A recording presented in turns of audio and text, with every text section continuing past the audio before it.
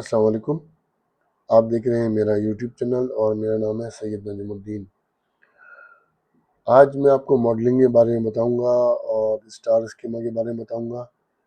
यानी फैक्ट और dimension table क्या होते हैं, स्टार स्कीमा कैसे बनता है और ये फैक्ट और डायमेंशन टेबल जिस टेबल से बनते हैं और जब आप फैक्ट और डायमेंशन टेबल बनाते हैं तो किन बातों का ख्याल रखना है, ये मैं आपको दिखाऊंगा भी और बताऊंगा भी।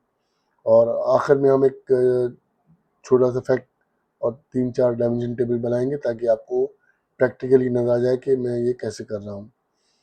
तो उम्मीद है आपको मेरा ये टॉपिक पसंद आएगा और इसमें अगर कोई कोताही हो जाए तो माफ़ कीजिएगा, कोई चीज़ भूल जाऊँ तो कमेंट्स में बताइए ताकि मैं उसको दोबारा आपको बता सकूँ। तो आइए चलते हैं अपने टॉपिक की तरफ। तो देखिए, ये मैंने स्लाइड्स बनाई हुई हैं। ये HTML के ज़रिए बन जाता है। डायमेंशन में आप चाहें तो ये आप खुद भी अपने डैशबोर्ड में ऐड कर सकते हैं। जैसे यहाँ पे मैंने इसका HTML का विजुअल डाउनलोड कर लिया है और आप कोई भी समरी, कोई भी चीज़ आप दिखाना चाहते हो एज ए टेक्स्ट या इसके साथ कोई इमेज भी ऐड करना चाहते हो तो आप चैट जीपीटी पे जाके बोलेंगे भाई मुझे ये जो मेरा टेक्स्ट है और पिक्चर है इसको HTML डेक्स मेजर में कन्वर्ट कर दो, वो आपको बना के दे देगा। ये वाला विजुअल ऐड करें और ये इस तरह स्क्रीन आपका सामने नजर आना शुरू हो जाएगा। खैर, देखिए, स्टार स्कीमा जो है सिंपली ये है कि डायमेंशन टेबल्स होते हैं, इसमें प्राइमरी की होती है, यानी कस्टमर की आईडी हो या प्रोडक्ट आईडी हो, ये प्राइमरी की होती है। जब ये आप इसको कनेक्ट करते हैं फैक्ट टेबल में तो ये एज ए फॉरिजिन की काम कर रही होती है। अ, साथ साथ सेल्स के फैक्ट टेबल में, क्योंकि हमारे पास एग्रीगेशन वाले आइटम होते हैं, सेल्स डेट है, कस्टमर आईडी है, प्रोडक्ट आईडी है, तो ये ये इसके साथ काम कर रही होती है। तो जब आप इन डायमेंशन टेबल्स को फैक्ट के साथ कनेक्ट करते हैं तो इसकी रिलेशन बनती है वन टू मैनी, यानी आपका डायमेंशन में सारी यूनिक आइटम्स होते हैं और जब ये रिलेट होते हैं फैक्ट से तो फैक्ट में इन सबके मल्टीपल, यानी सेल्स एक ही आदमी ने कितनी दफ़ा कोई प्रोडक्ट खरीदी है तो उसका मल्टीपल डेटा मौजूद होगा वहाँ पे, लेकिन डायमेंशन में यूनिक होगा, तभी ये आप वन टू मैनी वाला रिलेशन बनेगा। अगर आप डायमेंशन टेबल में डुप्लीकेट हो तो कभी भी ये रिलेशन क्रिएट नहीं होगा। तो जब इसको आप ज्वाइन करते हैं फैक्ट टेबल के साथ तो ये इसका जो व्यू लाइक स्टार स्कीमा नजर आता है, स्टार की तरह नजर आता है कि वो जुड़े हुए होते हैं टेबल आपके उनके साथ। तो ये है स्टार स्कीमा की सिंपली एक्सप्लेनेशन। अब जनाब मैं आप स्टार वर्सेस स्नोफ्लेक स्कीमा के बारे में बताता हूँ और आप खुद भी पढ़ सकते हैं, ये आपके स्क्रीन पे नजर आ रहा होगा कि स्नोफ्लेक में ये होता है कि ये आपके डेटा को बहुत ही नॉर्मलाइज कर देता है, यानी कि उस अगर कोई प्रोडक्ट है तो उसकी सब प्रोडक्ट और उसकी सब प्रोडक्ट इस तरह करके ग्रेनुलरिटी वो बढ़ा देता है और उसके अंदर टेबल्स और ज्वाइन कर देता है। जैसे आप वैसे भी देखें ना तो स्नो की अगर आप इमेज देखें तो आपको नजर आएगा बहुत सारे उसमें जुड़े हुए हैं, कॉर्नर जो है ना, लाइंस जुड़ी हुई एक दूसरे से। तो ये आपके डेटा को और ग्रैनुलरिटी बढ़ा देता है और बहुत ज़्यादा टेबल कर देता है, टेबल की को मजीद तोड़ देता है। और इससे स्टोरेज तो कोई मसला नहीं, लेकिन जब आप कंप्यूटिंग करते हैं तो उस पर बड़ा इफेक्ट पड़ता है, क्योंकि ये बहुत सारे टेबल होते हैं, इनको कंप्यूट करना जो है ना, ब्रेन पावर जो है ना वो एक्सपेंसिव, जो है ना वो आपको एक्सपेंसिव पड़ जाता है, इसका काफ़ी टाइम भी लगता है और वो कंप्यूटर यू ना एक्सपेंसिव हो जाता है, स्टोरेज तो नहीं। लेकिन जबकि स्टार स्कीमा के जो है वो इसको डिनॉर्मलाइज रखता है, कम से कम टेबल्स रखता है, कम से कम ज्वाइन रखता है ताकि आप को एक अच्छा आंसर मिल सके और एक कॉम्प्लेक्स ना हो ज़्यादा। जबकि स्टार स्कीमा में जो है वो डेटा आपको मैंने बता दिया डिनॉर्मलाइज होता है और उसमें मतलब बहुत ज़्यादा वो ग्रेनुलरिटी नहीं आती और ये उसमें कम से कम जॉइंट्स होते हैं ताकि आपको एक अच्छा सा आंसर दे दे। और ज़्यादातर पावर भी हो या कोई से भी टूल्स हो वो पसंद करते हैं कि आप उसके साथ स्टार स्कीमा यूज़ करें। अब हम आते हैं डुप्लीकेट वर्सेस रेफरेंस, दोनों में क्या फ़र्क है। डुप्लीकेट ऐसा है जैसे आपने एक फ़ोटो कॉपी बनाई तो ओरिजिनल आपके पास मौजूद है, और फोटो कॉपी अगर वो ख़राब भी हुई है तो आपके पास ओरिजिनल मौजूद है। ठीक है। अब वो एक इंडिपेंडेंट कॉपी होती है। अगर आप कोई भी डुप्लीकेट वाले में टेबल में कोई चेंजेस करेंगे तो उसका इफेक्ट जो आपने कॉपी बनाई है उस पर नहीं आएगा, वो बिल्कुल अलग है, सेपरेट होगा। तो ये फ़र्क है डुप्लीकेट और डुप्लीकेट का। और रेफरेंस में क्या होता है कि ये शॉर्टकट होता है, आप जब कोई भी चेंजेस आएगी मेन पीछे जो टेबल में, तो वो इसके अंदर रिफ्लेक्ट होगी चेंजेस। आपने कोई कॉलम ऐड किया ओरिजिनल टेबल में तो वो रिफ्लेक्ट हो जाएगा आपके ये रेफरेंस वाले टेबल्स के अंदर। तो ये फ़र्क है दोनों डुप्लीकेट और रेफरेंस का, कि डुप्लीकेट में चीज़ें मतलब आप कोई भी चेंजेस करें उससे कोई फ़र्क नहीं पड़ता उसकी कॉपी के ऊपर।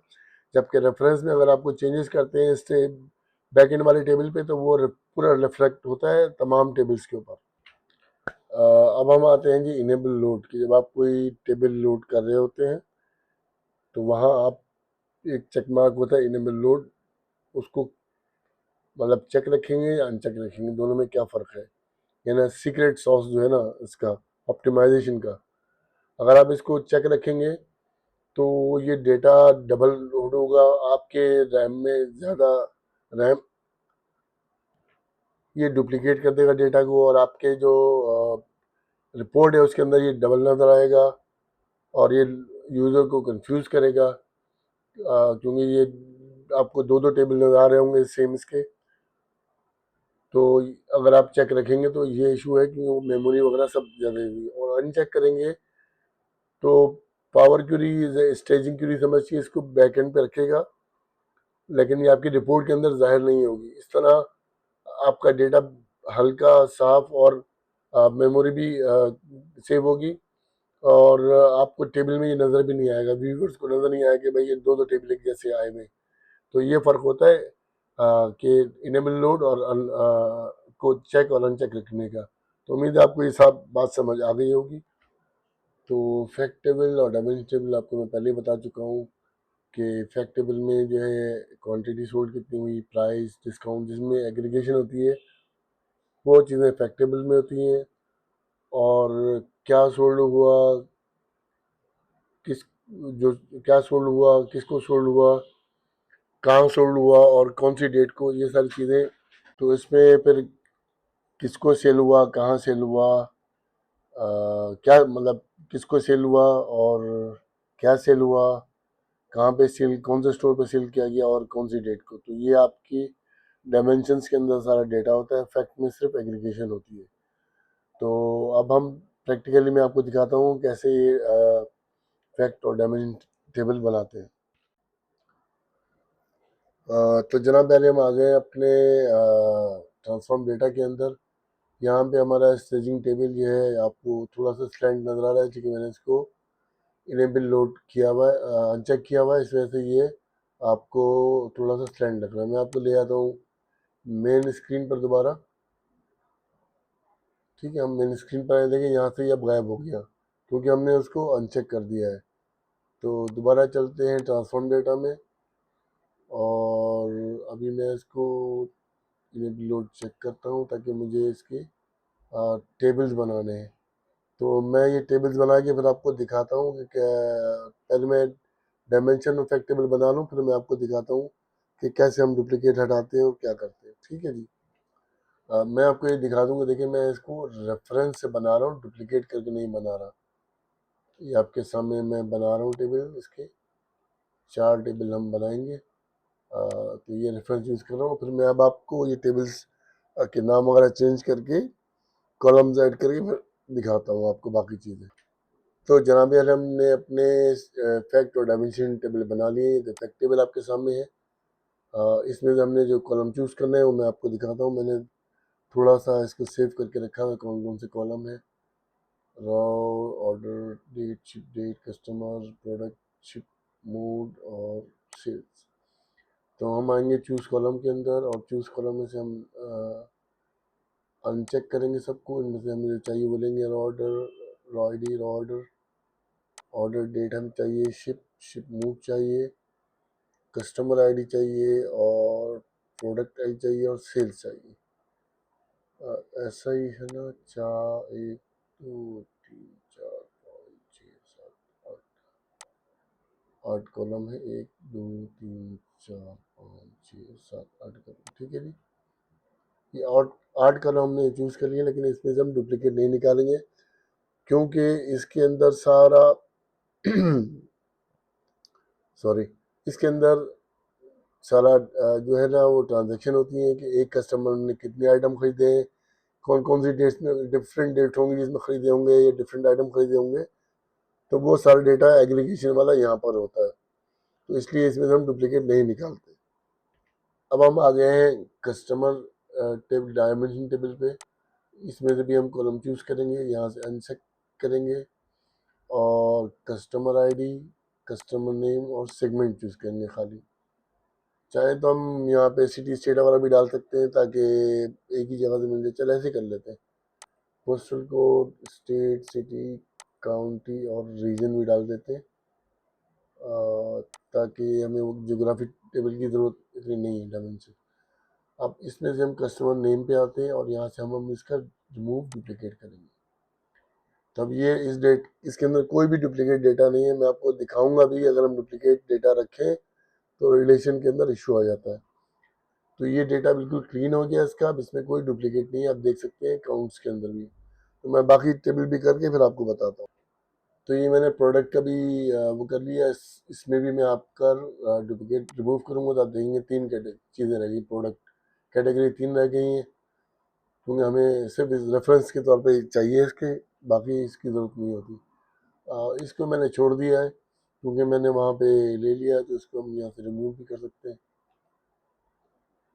इसको डिलीट कर देते हैं, ज़रूरत नहीं है, हमने वहाँ बना लिया है। और इसको देखिए मैं अब आपको अनलोड इनेबल कर देता हूँ, इसको सेव करता हूँ।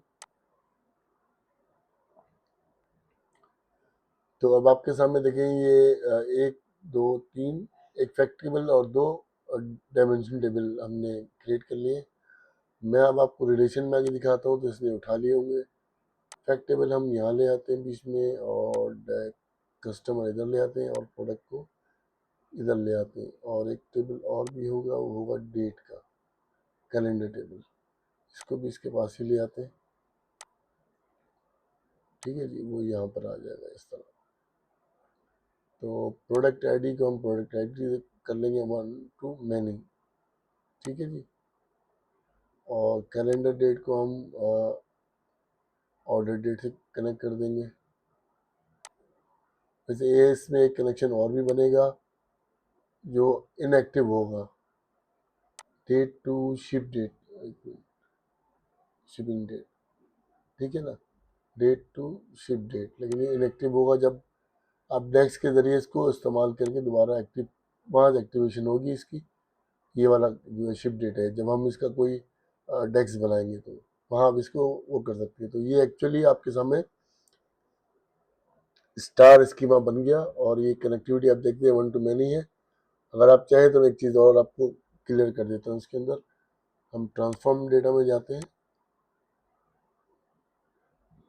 फर्स्ट करें कस्टमर टेबल में से मैं रिमूव डुप्लीकेट करता हूँ और इसको सेव कर देता हूँ। जब मैं ये सेव करूँगा आपको यहाँ एक एरर दे देगा, देखिए इसमें ये यूनिक नहीं है, ये कह रहा है कि ये फैक्ट टेबल में मौजूद है और डायमेंशन टेबल में भी, तो ये रिलेशन बन नहीं सकती। तो मैं इसको अगर डिस्कार्ड करूँगा तो ये अपनी जगह वापस, अब सही डिस्कार्ड किया मैंने इसको, तो अब ये इशू रिजॉल्व हो गया। अब आपको ये पूरी रिलेशन नज़र आई, तो समझ में आ गया कि फैक्ट टेबल में डुप्लीकेट्स होंगे, डायमेंशन टेबल में डुप्लीकेट कहीं पे भी नहीं होंगे। तो ये था आपके सामने स्टार स्कीमा और मॉडलिंग का पूरा एपिसोड।